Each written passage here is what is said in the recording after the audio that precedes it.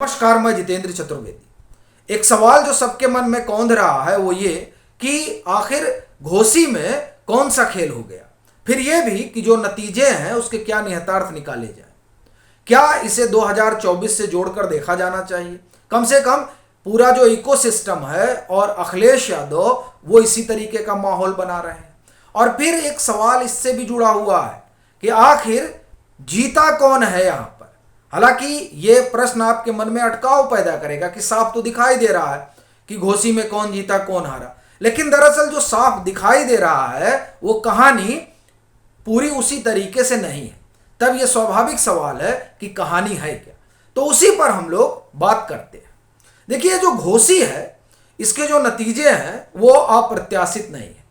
घोसी में यही होगा ये सब जान रहे थे, और क्यों जान रहे थे उसकी दो वजह है। पहला तो यहां का समीकरण, और दूसरा यहां का जो इस सीट का अपना स्वभाव है। स्वभाव क्या है? ये सपा और बसपा की सीट रही है हमेशा से। और अगर आप समीकरण देखें तो यहां के जातिगत समीकरण में पहले नंबर पर मुस्लिम, कोई 86,000 के आसपास उनकी आबादी है। फिर 60,000 के आसपास यादवों की आबादी है। 52,000 के आसपास राजभर की आबादी है। और 46,000 के आसपास जो है वो आबादी है नोनिया समाज की, जिससे दारा सिंह चौहान आते हैं। ये यहां का समीकरण है। तो इस समीकरण में समाजवादी पार्टी और बहुजन समाज पार्टी रोटेट करके आती रही है। लेकिन 2014 में जो नरेंद्र मोदी का प्रादुर्भाव होता है राष्ट्रीय राजनीति के पटल पर, उस प्रादुर्भाव ने पूरे देश में राजनीतिक समीकरण बदल दिया था। और वो जो बदलाव है वो 2017 में घोसी में भी दिखाई दिया। तब ये सवाल फिर उठेगा कि तब ये 2023 में क्यों नहीं दिखा, 2022 में क्यों नहीं दिखा। तो दरअसल उसकी दो तीन वजह है। पहली तो यही कि ये जो सीट है, इस सीट का स्वभाव समाजवादी पार्टी और बसपा के अनुकूल है। और 22 में एक फेरबदल यह भी हुआ था कि ओम प्रकाश राजभर उधर चले गए थे। तब आप कहेंगे इस बार तो इधर आ गए, तब क्यों नहीं कुछ कर पाए। अब उसका जो कारण है उस पर हम आते हैं, और इसमें एक बहन जी का भी फैक्टर है। वो फैक्टर क्या है उस पर भी बात करेंगे, लेकिन पहले बात कर लेते हैं कि ये जो राजभर जब उधर थे तो इधर आ गए, तो क्यों नहीं काम किया, तो क्यों नहीं काम किया।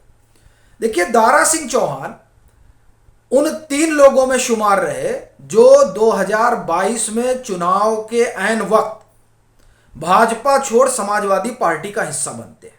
उसमें स्वामी प्रसाद मौर्य और धर्म सिंह सैनी थे। ये 2 लोग तो चुनाव हार गए थे 2022 का ही विधानसभा, मौर्य और स्वामी प्रसाद मौर्य और धर्म सिंह सैनी। दारा सिंह चौहान चुनाव जीत गए थे, और इस चुनाव जीतने की वजह यही थी कि वो सपा की पारंपरिक सीट है और वहां सपा बड़ी मजबूत है। कॉम्बिनेशन हमने आपको बताया। और फिर उसमें पिछली बार राजभर भी जुड़ गए थे, इसलिए भी मामला और मजबूत हो गया था।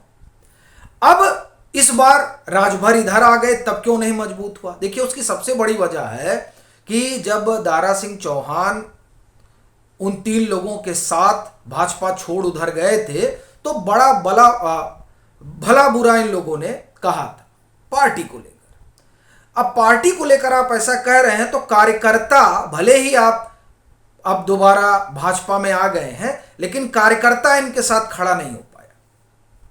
पहली चीज तो यही।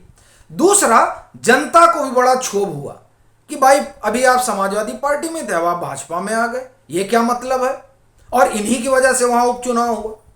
और आपको एक चीज और बताऊं कि दरअसल मधुबन में ये जब 2017 में मधुबन से जीत कर आए थे, और 2022 में ये चाहते थे कि मधुबन से इनको टिकट ना दिया जाए, क्योंकि तब माना जा रहा था कि इनके लिए वहां बड़ी बेहतर स्थिति नहीं है, लोग नाराज थे।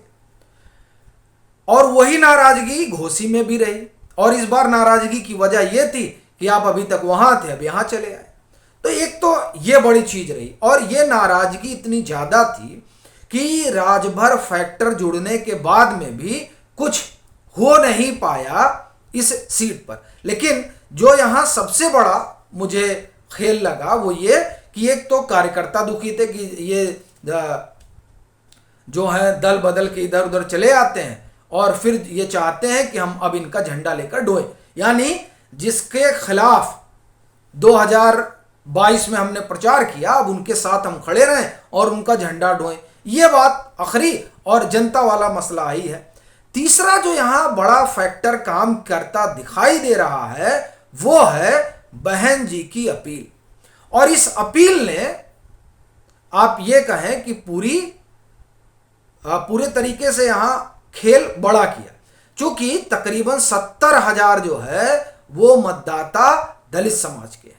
और अगर इस तरह से आप देखें तो 86 मुस्लिम और 70,000 के आसपास है दलित समाज से और 60,000 हो गए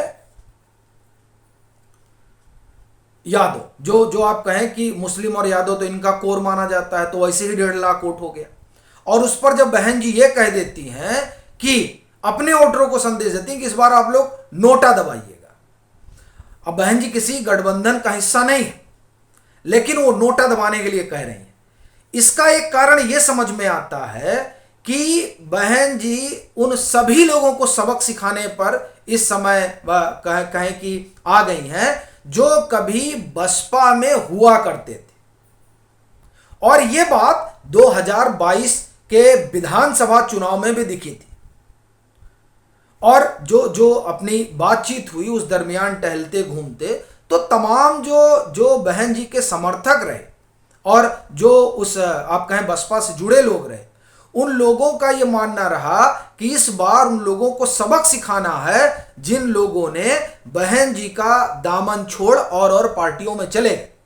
और इसलिए सबक सिखाना है क्योंकि उन्हें नेता तो बसपा ने बनाया, और जब वो नेता बन गए तब उन्होंने बहन जी का दामन छोड़ दिया, यानी पार्टी छोड़कर वो और पार्टियों में चले गए। किस कारण? इस मोह में कि वहां रहेंगे तो जो है सरकार में रहेंगे। और आप देखिए इसी मोह में दारा सिंह चौहान उन 3 नेताओं के साथ भाजपा छोड़ सपा में गए थे, क्योंकि इन लोगों को लग रहा था कि अब तो भाजपा गई और सपा की सरकार आ रही है, सो चले गए थे। लेकिन सपा की सरकार आई नहीं तो फिर मामला इधर उधर हो गया। बहरहाल तो ये बात 2022 में ही बसपा के समर्थकों और उनके जो अपने लोग हैं उनके भीतर ये बात एक थी कि ऐसे लोगों को सबक सिखाना है। तब ये लग रहा था कि इन लोगों ने मान के रखा है। अब ऐसा लग रहा है कि जब इस तरह की बात बहन जी की तरफ से आती है कि नोटा दबाना, तो यानी उन्होंने भी ये तय कर रखा है कि वो तमाम लोग जो बसपा से बाहर गए हैं उनको अब ये बताना है कि दरअसल आपको नेता कौन बनाया। ये फैक्टर ऐसा लगता है कि ज्यादा कारगर कर गया, ज्यादा काम कर गया, और इसीलिए दारा सिंह चौहान के लिए रास्ता और मुश्किल हो गया, बावजूद इसके कि राजभर वहां पर ओम प्रकाश राजभर पूरा उससे लगेगा नहीं कि ये सीट जो है ये निकालनी चाहिए। चूंकि देखिए प्रतिष्ठा तो ओम प्रकाश राजभर की दांव पर है, और मतलब मैं ये कह रहा हूं कि उन्हीं की है, उनकी भी है, ये अपना कहने का मतलब है। चूंकि वो देखिए वैसे अकेले अगर कोई चुनाव वगैरह लड़े तो ओम प्रकाश राजभर और उनकी पार्टी इस स्थिति में नहीं रहती, कोई बड़ा उलटफेर कर देगी। लेकिन अगर वो जुड़ जाती है तो बड़ा उलटफेर करने की स्थिति में रहती है। इस बार उलटफेर क्यों नहीं कर पाई, इसमें ऐसा लगता है कि बड़ी भूमिका जो बहन जी की अपनी अपील रही उसकी रही, लोगों की नाराजगी रही दारा सिंह चौहान को लेकर, और यह भी एक बात लगती है कि कार्यकर्ता जो है उनको लगा कि नहीं अब ये जो है जिस तरीके से जिस ढर्रे पे सब चल रहे हैं उस ढर्रे पर तो बात नहीं बनेगी। ये सभी फैक्टर जो रहे उसकी वजह से ये चुनाव जो है वो दारा सिंह चौहान हार गए और सुधाकर सिंह जीत गए। सुधाकर सिंह बड़े मजबूत नेता हैं, इसीलिए ये कह रहा हूं कि दरअसल ये जो चुनाव है वो जीते सुधाकर सिंह हैं, क्योंकि सुधाकर सिंह घोसी के कद्दावर नेता है। तो ये चुनाव जो है ये भाजपा नहीं हारी है, ये दारा सिंह चौहान हारे हैं। हाँ, लेकिन अब वो भाजपा से तो जाहिर सी बात है चर्चा इस तरीके की होगी। अब जहां तक बात 2024 के निहितार्थ की है, इससे जोड़कर अगर देखा जाए तो कोई असर इसका नहीं पड़ने जा रहा है लोकसभा चुनाव पर, ये एकदम स्पष्ट है। और ये इसलिए भी कह रहा हूं क्योंकि 2019 में महागठबंधन का प्रयोग ये लोग कर चुके हैं और तब भाजपा 62 सीटें जीती थी, तो इस बार तो कोई प्रयोग भी नहीं दिखाई दे रहा है। तो ऐसी परिस्थिति में यहां ये जो इंडी है वो कुछ कर पाएगा, ये दूर दूर तक नहीं दिखाई देता। आपकी अपनी क्या राय है जरूर साझा करें। मतांतर से नहीं जुड़े हैं तो जुड़ें, वीडियो को लाइक करें और खूब शेयर करें।